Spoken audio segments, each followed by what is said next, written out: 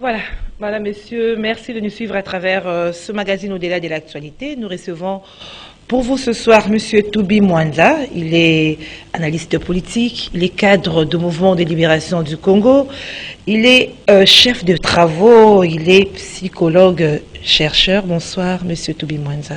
Bonsoir Madame. Merci d'avoir répondu à notre invitation. Merci, c'est moi qui vous remercie sincèrement. Merci. Alors je vous ai présenté comme chef des travaux. Oui. Mais les universités sont en grève, hein? Oui. Vous ne dispensez pas de cours. Non, jusqu'alors. non Madame, c'est ça la réalité. Dans notre société actuellement, toutes les universités sont en grève. Les négociations sont en train de se faire. Bon, d'autant plus que l'année académique a été déjà lancée. Bon, tout est en train d'être négocié. Bon, cela n'empêche pas au privé d'évoluer avec les cours. Donc, quelque part, les cours se donnent. Mais 2 mois déjà presque, les étudiants sont à la maison. Est-ce qu'il n'y a pas risque d'une année blanche? Non. On finira toujours par récupérer la situation. Parce que les négociations sont en cours. Je vous ai dit, même si l'officiel est en grève, mais les privés continuent à travailler. Donc, on aura le temps de récupérer la situation, même en module, en système de module. Vous allez faire souffrir les étudiants en disposant de cours. Bon, malheureusement, franchement, le corps professoral est conscient. Et c'est que dans de telles situations, ce sont des étudiants qui perdent. Mais ils ne perdent pas, ils souffrent moralement, mais ils ne perdent pas parce que quand les cours vont reprendre normalement, la situation sera récupérée. En fait, c'est ça. Alors vous allez récupérer, mais ce ne sera pas comme si l'année était passée comme chaque année, comme ça se passe normalement. C'est une réalité, madame. C'est une réalité. Ça, vraiment, on doit le regarder en face. C'est la réalité de notre société pour le moment. Alors, vous êtes chef de travaux, il y a le système LMD, qui est le système licence, maîtrise, doctorat, parce que vous êtes là, on doit en parler. Le ministre avait lancé l'année académique avec le système LMD, mais après, avec le chef de l'État qui dit qu'on doit aller petit à petit, parce que le pays n'est pas encore prêt par rapport à ces systèmes. La première question, c'est quoi ces systèmes? Parce que beaucoup ne comprennent pas les systèmes LMD. Merci madame pour la question. Permettez-moi de remercier le président de la République parce qu'il a écouté, le ministre également parce qu'ils ont écouté. J'ai eu à intervenir dans ce point quelque part. Madame, vous savez, beaucoup se posent la question, le système LMD c'est quoi encore?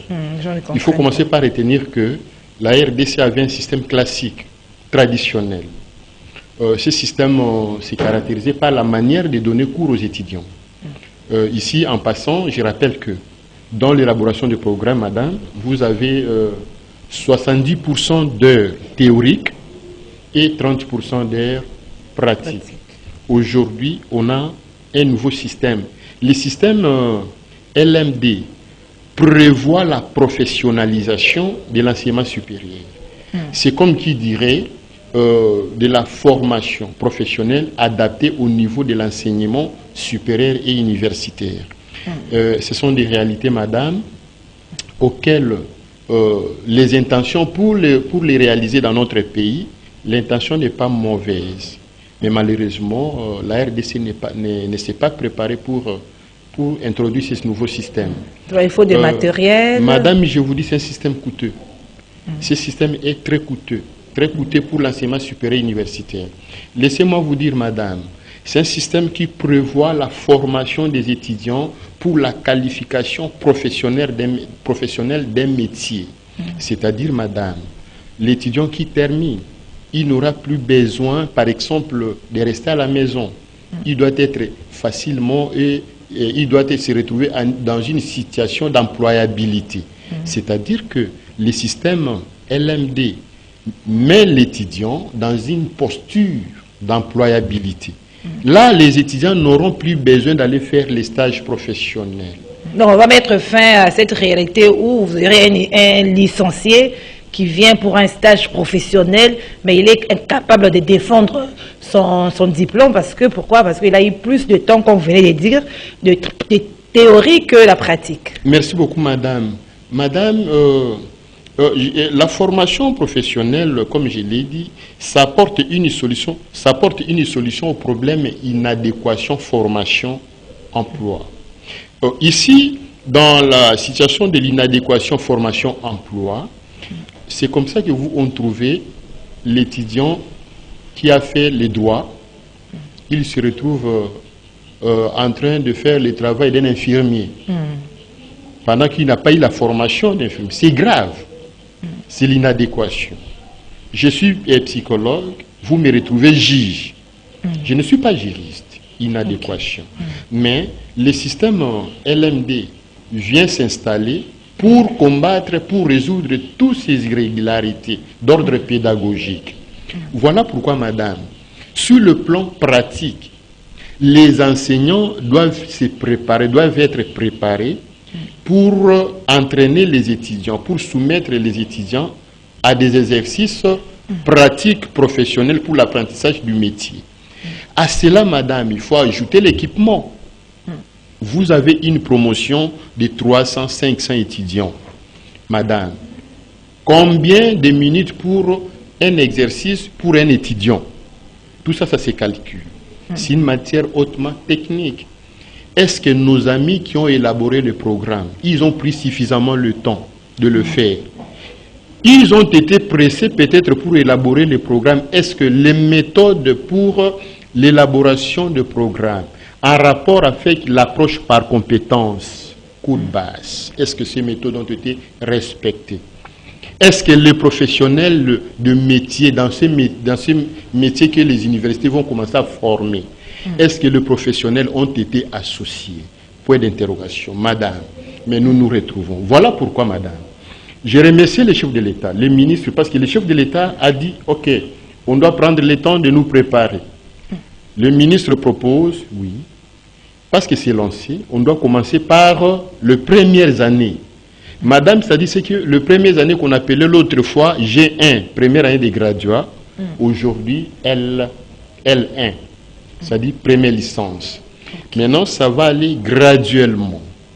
Mais ceux qui nous suivent doivent comprendre que ce ne sont pas les abréviations LMD qui doivent troubler les esprits des Congolais. Ça trouble, franchement. Non, madame, ce sont des appellations. La lettre L signifie licence, la lettre M signifie maîtrise et la lettre D signifie doctorat. C'est-à-dire les diplômes ou la certification de ce qu'on appelle maîtrise. Maîtrise, c'est une certification, c'est un diplôme qu'on donne à un spécialiste d'un métier. Madame, vous comprenez? Voilà pourquoi, pour nous les pays sous-développés, ce système pourra peut-être nous aider à avoir les citoyennes congolais et congolaises qui seront formés de manière compétitive. Je donne un exemple, madame. Tout ce que les universités vont former, ils seront directement versés dans le marché d'emploi. Okay. Il faut aussi qu'il y ait des emplois. Hein. Madame, dans le marché d'emploi, madame, vous comprenez qu'il faut que le patronat s'y mêle. Les chefs d'entreprise doivent se mêler. Est-ce que les chefs d'entreprise savent que ces jeux, ce qui se joue maintenant en RDC, leur concerne? Bien. Madame, un autre aspect, les professeurs, enseignants, ils doivent prendre conscience de ce que les mémoires qu'ils vont désormais commencer à diriger. Ces mémoires, madame, doivent aujourd'hui prendre la forme, doivent prendre la forme de projets de développement. De telle sorte que, madame, en plus, excusez, j'ajoute un élément, ces mémoires doivent se réaliser par groupe de 2, 3, 4, 5 étudiants. Ok, c'est plus une seule personne. Excusez-moi, madame. Ces mémoires, je disais, doivent réaliser en groupe d'étudiants et à la fin doivent prendre la forme d'un projet de développement de telle sorte que, madame, après la défense de ces mémoires, les bailleurs des fonds ou les institutions bancaires doivent financer ces projets des étudiants. C'est ce qui permettra directement aux étudiants de créer les emplois. Madame, est-ce que vous savez que dans notre société, il n'existe pas des structures incubateurs, des structures d'encadrement, l'encadrement à la création d'activités génératrices de revenus? Il n'y en a pas. De telle sorte que, parce qu'il n'y en a pas, il faut associer le Parlement, les députés nationaux, Les parlements doivent aider aussi les pays pour accompagner, c'est-à-dire voter des lois portant la création, madame, de ces agences d'accompagnement ou des institutions financières d'accompagnement à la création d'AGR. Ceci permettra, madame, à tous les étudiants qui auront terminé dans le système LMD de créer l'emploi. Okay. Madame, si cela ne se fait pas tel que je suis en train techniquement de les analyser, de les présenter dans votre émission, soyez rassurés que, madame, on aura encore des étudiants après la licence à Longuinaye, avec le Vuvuzela la Longuinaye, ils seront toujours en chômage. Une cabine téléphonique. En chômage. Bon, peut-être licencié cabine téléphonique, oui, mais il faut qu'on trouve des licenciés avec des cabines téléphoniques s'il a terminé dans les téléréseaux, dans son domaine. Parce qu'il faut maintenant faire les coachings. Madame, nous sommes Congolais, nous sommes tous dans notre société, on connaît comment nous vivons. Je parie fort que... Et je lance même un appel à mes amis, à nos collègues, chefs de travaux, nos aînés, docteurs, professeurs, ceux qui ont reçu la grâce de défendre leurs thèses de doctorat, qui entourent le ministre, qui ne se gêne pas, madame. Dans ces pays, il y a des experts. Moi, je suis expert dans cette matière. Alors, vous avez dit que la RDC, il faut être prêt, il faut avoir de matériel, mais nous voyons déjà certaines universités surtout privées, qui font de la pub, en sorte que ici, nous sommes déjà dans un système LMD. Est-ce qu'ils sont déjà comme ils les prétendent? Madame, ceux qui font les pubs, que chez eux, dans leurs établissements d'enseignement supérieur universel, les LMD est déjà installé, il faut leur poser des questions. Il faut leur poser des questions, messieurs, madame. Est-ce que vous avez des matériels appropriés?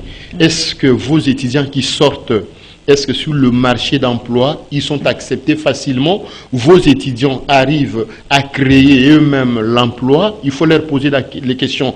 Quels sont les mécanismes, les structures d'incubateur, le processus d'incubateur, les stratégies incubateurs qu'ils ont mis en place pour accompagner ces étudiants? Est-ce que Donc, tout madame, temps des questions à poser. Madame, alors, il faut encore combien de temps pour la RDC? Madame, sincèrement, pour la RDC dans cette matière, Toyoka Sonité, je vous dis sincèrement, madame, ça peut nous prendre 3, 4, 5 ans de préparation. Pourquoi, madame? Madame, ce n'est pas facile. Le programme devrait être révisité. Le nombre d'heures devrait augmenter. Il y a des cours où il faut augmenter le nombre d'heures. Il y a aussi des cours qui sont peut-être inutiles pour d'autres options. Exactement, madame. Il y a également des cours qui doivent tomber. Il y a des cours qui vont tomber.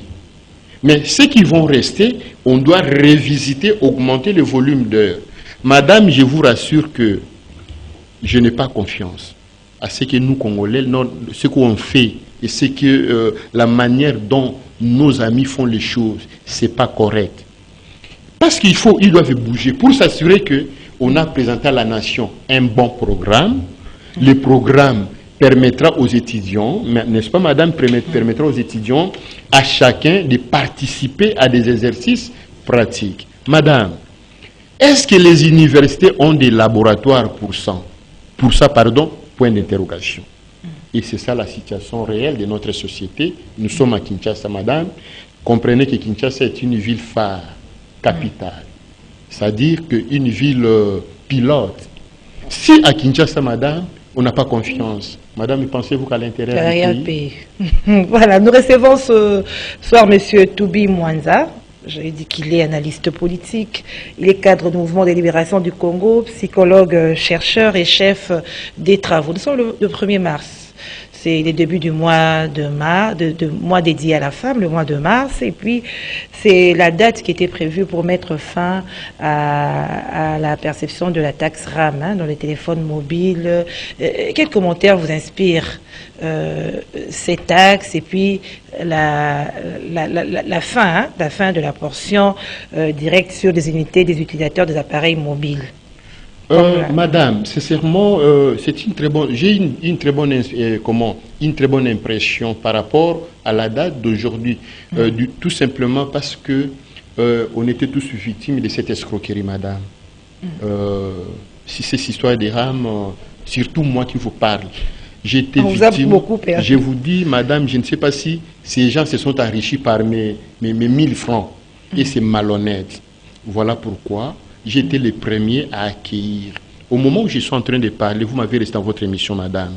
Je soutiens, j'ai pris et j'encourage le président de la République de marteler sur ce point. Ramé Longwa, ça doit partir. Madame, c'est vraiment salutaire. Madame, parce que vous avez parlé du mois de la femme, madame, je voulais vous dire quelque chose, peut-être ça va vous surprendre. Madame, vous savez que selon les statisticiens, la RDC a une population à plus de 60% de femmes. La RDC est majoritairement féminine. Madame, regardez, nous sommes une population pauvre. Et quand nous évoluons, ce sont les femmes qui sont négligées. Sur le plan psychologique, les femmes subissent une maltraitance en outrance et ce n'est pas honnête. Et pourtant, madame, une nation où la majorité est à tendance féminine, madame, vous comprenez que si on prend par exemple les 60% des femmes, on les transpose à 100%. Madame, si la RDC prenait statistiquement prenait en charge la formation, madame, des 65% des femmes, madame, c'est-à-dire que la RDC peut créer une classe moyenne de femmes d'affaires florissantes, des femmes. Mais regardez la situation de la RDC. Même dans le marché, dans le système formation-emploi, je plaide, parce que je suis expert en matière de formation. Madame, je vous dis sincèrement, moi je plaide pour la formation, pour le renforcement des capacités des femmes. Je ne parle pas de renforcement des capacités. Je voulais parler, madame, de la formation qualifiante de femmes. On doit travailler, former, apprendre le métier à des femmes, à des jeunes femmes congolaises. Il faut qu'il y ait la volonté. Écoutez, madame, j'arrive. Madame, vous formez les femmes, oui. Vous certifiez leurs compétences dans l'un ou l'autre métier. Oui, madame. Il faut accompagner ces femmes. Il faut prendre les agences, les institutions financières, le bailleur de fonds pour financer les projets des sociétés des femmes, madame. Qu'est-ce qu'on peut faire? N'avez-vous pas entendu dire éduquer une femme? C'est éduquer toute une nation. Madame, c'est la femme porteuse. Mais madame, regardez l'erreur que nous commettons en RDC. Vous vivez dans une nation où la population est à 60%, madame, des femmes. Vous les négligez. Or, parce qu'elles sont nombreuses que les hommes, c'est-à-dire, madame, que si vous formez cette majorité féminine, c'est-à-dire vous développez le Congo. Le contraire, c'est comment, madame? Si vous freinez la formation de cette majorité féminine, vous freinez le Congo. Donc, madame, voilà la situation. C'est comme ça qu'il y a toutes les femmes, dès l'entrée des jeux. Moi, je soutiens les mamans et je plaide pour la formation. Voilà au moins un homme qui soutient les mamans, c'est vraiment à applaudir. Voilà. Au-delà de l'actualité, c'est l'actualité. L'actualité, c'est la pluie qui s'est abattue ce 1er mars dans la capitale. Il y a eu plusieurs dégâts. À Ndano, par exemple, 4 membres d'une même famille ont été électrocutés, toujours sous cette pluie battante. Et à Maluku, on parle également des morts. Alors, un commentaire par rapport à ça, et puis ces inondations, comment résoudre? Il y a des problèmes de curage, des problèmes de canalisation, de eau, tout ça. Madame, merci beaucoup. Sur le plan de gestion politique, madame, nous avons la responsabilité, par exemple, ce qui nous arrive dans les quartiers.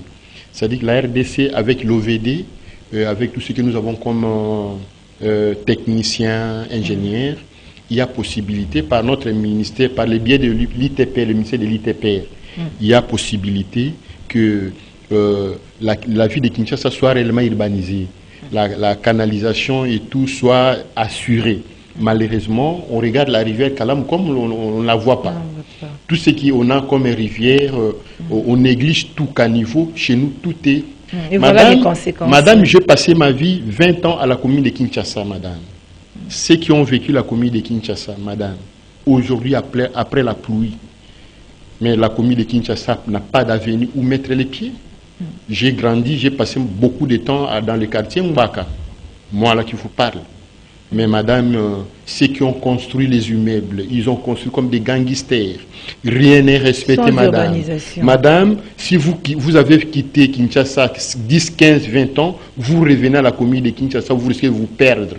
Et ils sont là, ils s'en foutent. La pluie s'est abattue, madame. Merci pour l'information. Je l'ai vécu aussi. Hein. Moi, d'ailleurs, j'étais surpris. On m'a appris que la nuit, pour les traversées clandestines à Maluku, il semblerait qu'il y ait plus de 200 morts. La pluie et le vent les a surpris en plein fleuve. Ce sont les informations. Les gens, il faut que les clandestins. Les clandestins. Est-ce que c'est vrai ou faux? Madame, alors si c'est vrai, alors le ministre, si pas affaires humanitaires et qu'on sort, Andanou à Kingaboa, madame, la même chose. Alors, chaque année, à chaque saison de pluie, il y a des inondations. Comment expliquer que le gouvernement n'arrive pas à trouver peut-être des solutions là où il faut des solutions à l'immédiat? Par exemple, canaliser les eaux de pluie et empêcher les constructions anarchiques où on construit sur des caniveaux, sur des égouts. Voilà. Madame, c'est ce que ça, c'est la faiblesse du système de gestion congolais. Madame, moi j'ai écrit un article, l'échec du système managérial congolais. J'ai publié, parmi mes articles publiés en tant que scientifique. Pourquoi nous échouons? Pourquoi la RDC échoue, madame? Si les ministres de l'ITPR avaient planifié, parce que ce n'est pas la première catastrophe, madame, ça c'est l'une des pluies. Après cette pluie, peut-être l'autre va s'abattre. Et on ne sait pas, est-ce que ça va créer des érosions ou ça va créer il y aura des morts. Ça va créer des morts ou ça va causer des morts ou tout ça. Donc, il faut planifier, madame. Il faut savoir aussi anticiper les événements. Mais les quartiers d'Anou, madame, les quartiers d'Anou au bord du fleuve, de l'autre côté la rivière Njili. Mais ces quartiers, madame, est abandonné. Personne ne prend soin Mais ceux qui construisent, madame, dans les quartiers d'Anou, et aussi construisent comme les gangsters, de telle sorte qu'il n'y a pas de caniveaux appropriés ou des positions de curage qui peut facilement protéger la population. Donc, madame, nous, là, on doit plaider également la cause de la population. Mais je pense que les autorités, à ce stade, ils ne resteront pas indifférentes. Ils doivent quand même ouvrir l'œil et puis tenir compte aussi de nos observations. Alors, des catastrophes, c'est pas seulement à Kinshasa avec la pluie, hein, c'est aussi Bien à sûr, l'Est madame. avec l'insécurité, des morts chaque jour à l'Est de la République démocratique du Congo. Il y a eu l'évaluation de l'accord cadre d'Addis Abeba, qui avait eu le chef d'État qui était venu ici au cours du 10e sommet. Est-ce que peut-on espérer sur la paix à l'Est après l'évaluation de cet accord cadre? Madame, en politique, je voulais sincèrement vous dire que cet accord ne date pas d'aujourd'hui, madame. Je crois que ça vit le jour au mois de février ou mars 2012. 2013, oui. 2012-13, après les élections chaotiques organisées par le passé Daniel Ngoï-Moulunda. C'était juste pour départager Papa Etienne Tshisekedi, paix à son âme, et le président Joseph Kabila. Parce que l'autre avait l'impérium. Et Papa Etienne Tshisekedi, paix à son âme, et il réclamait l'impérium. C'est comme ça que la communauté internationale avait décidé de nous aider. Et ce sont les pays de la sous-région des Grands Lacs qui avaient signé ces accords. Les Congo et les voisins. Plus quelques alliés de bonne foi. Madame, aujourd'hui, regardez, Papa Etienne, paix à son âme. Aujourd'hui, le président Félix est là. C'est-à-dire que les élections ont été organisées en 2018. C'est-à-dire quelque part, les choses ont évolué. Il y a quelques aspects de cet accord qui ont évolué. Parce que le monde est dynamique. Mais pour ces points-là de la guerre à l'Est... Est-ce qu'on peut espérer à des avancées après la tenue de sommet d'évaluation? Madame, c'est ces points-là que je voulais jeter de fleurs à un homme visionnaire qui avait vu de loin qu'il y avait un problème à l'Est. Vous savez, il s'appelle comment? Bemba Gombo Jean-Pierre, le président national du MLC. Les journalistes de France 24 lui posent la question. Qu'est-ce qui se passe? Il dit, je suis préoccupé. Nos frères meurent à l'Est. Je me dis dans son silence, certainement, il a réfléchi, il a travaillé. Mais les amis, vous avez signé un accord. Mais qu'est-ce qui se passe? Les Congolais meurent là-bas de l'autre côté. C'est comme ça qu'on peut les faire confiance, madame. Je peux leur faire confiance. Cet accord, ces débats-là, pourvu que, à l'Est, on retrouve le calme, parce que trop c'est trop, madame, non. À Kinshasa, on danse, mais chez nous, nos frères de Beni, Boutembo meurent. Et c'est pas correct, c'est pas honnête. Alors, Voilà. vous êtes cadre du MLC, vous avez cité tout à l'heure là le nom de Jean-Pierre Bemba, mais beaucoup s'inquiètent de son silence face à l'actualité du pays. Non, madame, le silence du président est pédagogique. Hein? Non. Vous savez, les communicologues disent, que vous êtes communicologue, madame, ils disent, un ami m'a dit, il dit, to be. Même quand il n'y a pas de communication, il y a toujours la communication. Tout est communication, c'est comme ça que nous disons. Voilà pourquoi, en psychopédagogue, je vous dis, le silence du président parle. Il est en train de parler dans son silence. Il nous fait passer les messages dans son silence. Et nous, les cadres, nous avons la responsabilité, madame, de faire travailler nos cerveaux pour comprendre qu'est-ce que le président nous transmet comme message. Dans le silence. Dans À le travers silence. son silence. Non, mais madame, tous les Congolais sont d'accord avec lui dans ce silence. Aujourd'hui, je vous dis, madame, du nord, sud, est et l'ouest, centre, tout le monde est avec le président Jean-Pierre dans ce silence. C'est un peu de la sagesse, hein. Je vous dis, mais ça, c'est formidable, madame. C'est formidable. Mais ce monsieur a surpris le monde. Le monde est surpris. Ils se disent, mais quel est cet esprit? Oui. L'esprit de Jean-Pierre Bemba, le président national du MLC, c'est un esprit supérieur, capable d'orienter les choses. Voilà pourquoi cet esprit opère en silence. Il ne bouge pas, sans que l'orientation naturelle lui soit donnée. Il perd concentré. Ah non, c'est un non. C'est un non, madame. Alors, comment se porte le parti, votre parti? À merveille. Merveille. À merveille, madame, sauf Sacré, que... Oui, il y a un problème, madame, c'est... Le parti se porte à merveille. Nous venons de parler du silence du président. Il fait les coachings, de sorte que, aujourd'hui, avec les élections qui se pointent déjà à l'horizon, le décor est déjà planté. Vous croyez à la tenue des élections en 2023? Mais madame, nous sommes un parti politique. L'MLC a été créé pour la conquête du pouvoir. Nous sommes prêts pour les élections. Voilà pourquoi on n'a pas de temps à perdre. Mais à l'heure où vont les choses, au niveau de la CENI, est-ce que vous croyez, vous personnellement, est-ce que vous croyez qu'il y aura élection où nous tendons vers un glissement Madame, électoral? les MLC s'organisent. Madame, vous savez, dans ce pays, les MLC c'est le seul parti qui a connu des difficultés. Hein. Depuis 2006 jusqu'à aujourd'hui, les MLC a connu beaucoup de difficultés. Aujourd'hui, madame, les MLC s'organisent. Nous sommes prêts pour les élections. Avec ces CENI-là de M. Kadima ou pas, nous, les MLC, nous sommes prêts. Nous, on ira aux élections. Voilà pourquoi, madame, regardez dans tous les quartiers de la ville, vous verrez les MLC. Partout dans les provinces, ça bouge. Donc, les MLC, nous sommes en train de nous préparer. Nous sommes en train de nous organiser. Donc, ici, on ne pléniche pas. Les MLC ne plénichent pas. Les MLC est prêt pour les élections. Même si, madame, nous avons été plusieurs fois victimes des élections à Libye. Madame, vous savez que les MLC, dans ce qui vient de se passer ici, avait plus de 20 députés nationaux, plus de 30 députés provinciaux. Mais les MLC, on nous a arraché, on nous avait arraché les députés pour donner à d'autres partis par la force. On n'a pas pléniché, on a concédé, et nous disons, bon, c'est ça la politique, mais nous nous préparons pour les élections. Cette fois-ci déterminé. Les MLC ira aux élections. Alors, nous tournons déjà vers la fin de notre magazine Au-delà de l'actualité. Madame, messieurs, nous recevons M. Toubi Mwanza, psychologue, chercheur, chef des travaux, analyste, cadre du mouvement de libération du Congo. Nous ne pouvons pas finir l'émission sans pour autant parler de cette actualité qui secoue le monde, hein? Russie, Ukraine.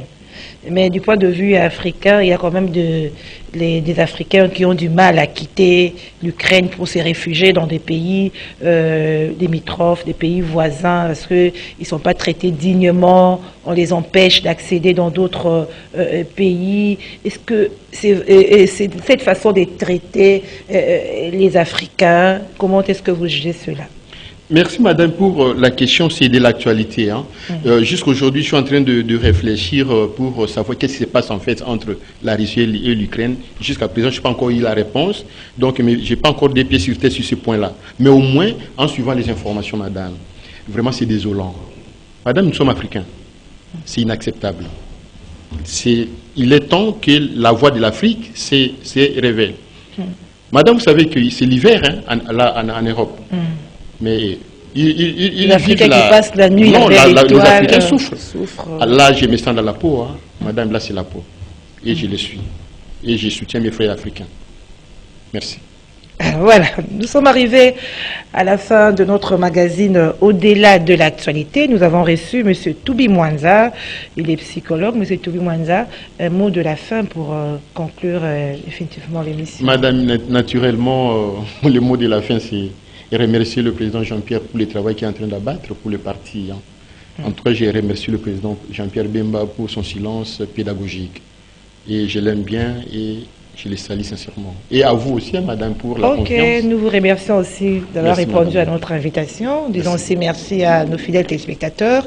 Suivez-nous chaque mercredi à 21h15 et jeudi à 13h40 à travers Au-delà de l'actualité sur Canal.